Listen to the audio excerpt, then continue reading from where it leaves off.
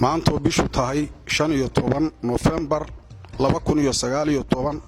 beesha Cali Jibraahiil waxayna ku baaqaysaa nabadgeliyo sida aad ogtiin 13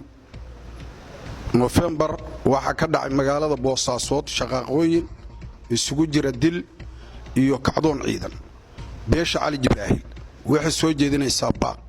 baaqaas oo ku salaysan nabadgeliyo waxayna ugu baaqaysaa darfaha iska hor yimi ee hawsha ku lug leh baaq nabadeed dawladda uu madaxda u yahay Saciid Cabdullaahi Deni madaxweynaha Puntland waxaanu ka codsanaynaa haddaanu nahay beelweynta Cali Jibraahiil in la joojiyo diriirta iyo shaqaqooyinka wax kastana lagu dhameeyo wada hadal is afkarad miiska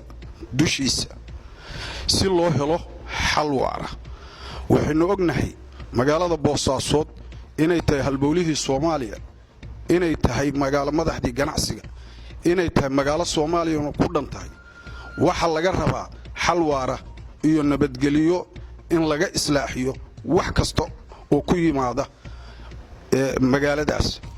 qoliyaha ciidamada wata oo magaalada soo galay waxaan ugu baaqaynaa nabadgeliyo inay ku noqdaan fadhiyadii ama goobihii ay ka yimaadeen baan ugu baaqaynaa iyagana sidaas la mid ah wixii ay rabaan oo ay tabanayaan iyagana waxaan codsanaynaa inay yimaadaan miiska wada hadalka guusha si la isu fahmo afkaradna looga gaaro wax kasta oo yimaadana waxaanu leenahay hal lagu dhameeyo af isafkarad iyo xal waxaan ognahay xabadi inaanay ahayn xalku ku jiro wada hadal iyo nabadgeliyo lagu dhameeyo wax kasta oo soo food saara dunida koonkeeda ama qowmiyad kasta oo meel degta wixii ku yimaado ee uga gudubto maslaxad nabadeed alxamdulillaah rabbil aalamiin waa sida uu sheegay nabadoonku waxaanu diraynaa baaq nabadeed waxaanu u diraynaa darfaha isku haya magaalada waxaanu u digaynaa ummadda wanaaga ayaanu ugu yeeraynaa waxaanuna uga digaynaa ummaddu inay ku dhacdo hoobaan iyo haadaan iyo meel laga soo noqon karin baaqa iyagu waa baaq nabadeed waxaanu leenahay nabadda ayaa ina ku filan wanaagga ayaa ina deeqa xumaan wax laguma gaaro xabadi xal ma noqoto si gaara waxaanu leenahay hoggaanka Puntland madaxweyne Saciid Cabdullaahi Deni kaliya ula hadli mayno inuu yahay madaxweyne laakiin waxaanu la hadlaynaa inuu yahay aqoon-yahankii wadanka waxaanu la hadlaynaa inuu yahay maxaan ku yiraahday ganacsatadii wadanka hormuudka u ahaa waxaanu la hadlaynaa inuu yahay rajul mutadayina waxaanu la hadlaynaa inuu yahay nin siyaasi ah oo aan wadanka baasaboor dibadeed ku iman ee wadanka ku dhashay waxaanu la hadlaynaa madaxweynihii Boosaasood inuu yahay waxaan leenahay dhibta maanta ah mas'uuliyadda koobaad adiga weeye wadanka badbaadi oo wax kasta oo dhici kara iyo wax kasta oo maxaan ku raadayay wanaag lagu gaari karo u tanaasula nabadda laan iyo Boosaaso gaar ahaan xabadeenay ka dhacdo ma baahna waa halbowle u baahan in la ilaaliyo haddii darool ku yimaado halbowlaha qofku cidii ku yaalo way dhimataa waan ogna intaanay xabadi dhicin ayaa xal gaari kara haddii xabadi dhacdo wax kale ayaa laga hadlaa laakiin waxaan leenahay xabada xal la xakameeyo darafka kale waxaan leenahay war ha noqonina ninkii geedka intuu fuulay hoos ka gooyay oo laantu korka saaray isagoo hoos ka gooyay magaalada ku noolaydeen ina ku soo ururisaan hub idinkoo doonaya maslaxad leediin waa naga maqan tahay war waxa leediin baa waxa weeye ummadda looga taga oo dadka maxaan ku raahday si looga tanaasula maslaxadda caamka looga tanaasula waxaan leenahay haddii aad xaq leediin xaqiina waxaad ku helis kartaan maxaan ku raahday waxaan xabad ahayn ciid xabad idinku kaliftay inaad ridaan oo guryihiin iyo dab la soo aadaan anagu ma garanayno waxaan leenahay jaanis hal la siiyo nabadda ha loo hogaansamo dadka maslaxadda wada hal la siiyo maxaan ku yiraahday hal la dhigo qorigu ninna lama dhalan ninkii lagu fiiqoba waa dilaya maatada yaan lagu cayaarin wadanka yaan la gubin maslaxadda xaraaradda hal la dejiyo hal la deji xigmadu ha shaqayso caadifada hal la dayaan leena anagu waxaan u baaqaynaa haddaanu nahay qoyskan waxaanu taagnaa cala nabadeed waxaanu taagnay maracad waxaan leenahay wax kasta oo ay qaadato nabaddu waanu saciirayna hanala ku raaco hanal maxaan ku raadey hanal ku garab taagnaado waan ognahay dagaal xal maaha nabad baa naasna nuugo leh Boosaaso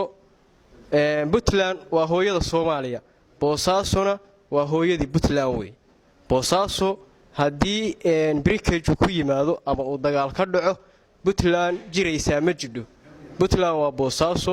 boosaaso ayaa laga dhisay. boosaaso waxay u baahan tahay nabad, waxay u baahan tahay security. dowladda waxaan leeyahay waxa loo baahan yahay political resilience baa loo baahan yahay, xasilooni siyaasadeed baa dowladda looga baahan yahay. gobolka iyo shacabka gobolka waxaan u dirayaa ama darfaha kale oo waxa weeye dowladda iyaguna ka soo horjeeda waxaan u dirayaa nabad baa naas la nuugo leh, nabadda ha laga wada shaqeeyo. puntland waa maajuur 21 sano jidha. waxyaabo hore baa dhici jiray,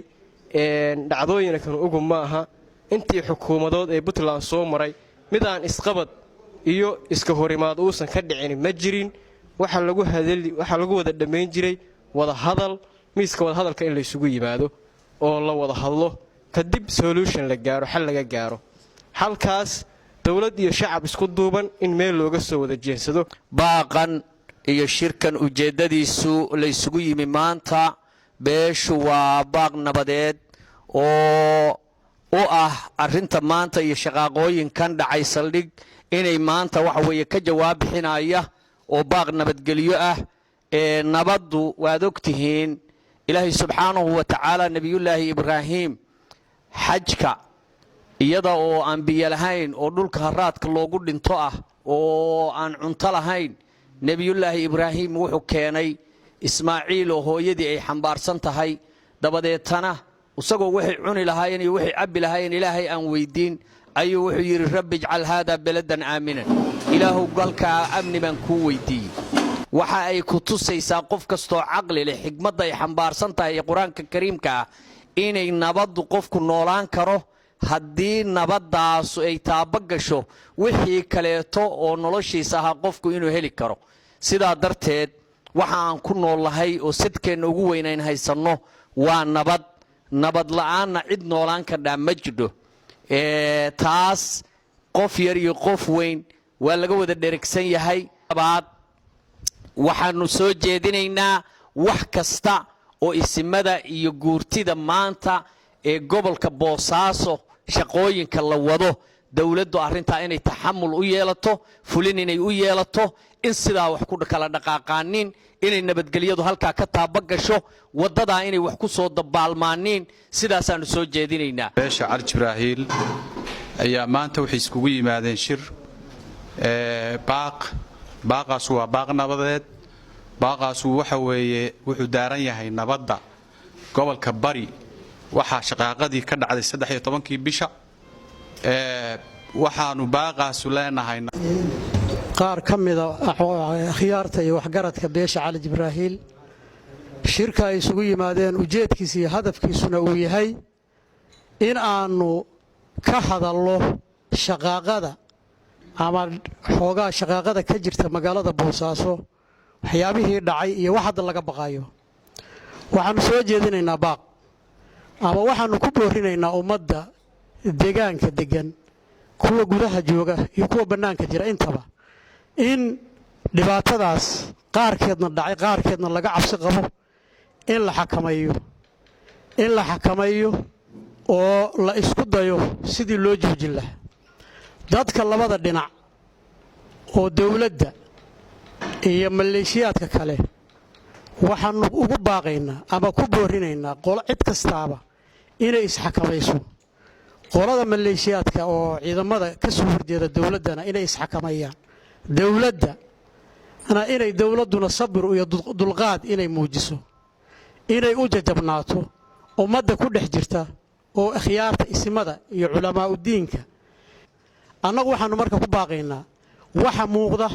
oo imaanaya oo jiri kara oo hadhow aan cid wax ka qaban kadhaa jirin in hadda intay dhowdahay laysu tiilo oo gacanta la qabto.